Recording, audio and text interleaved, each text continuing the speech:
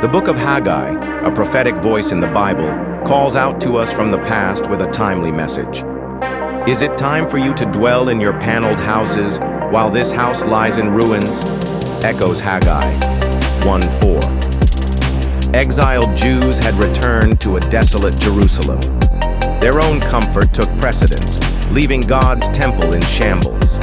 Haggai exhorts, beguiling them to rebuild. The task was daunting, but Haggai instilled hope, reminding that God's presence and favor are far more valuable than any personal comfort. Let's reflect: when we prioritize God, everything else indeed falls right into place.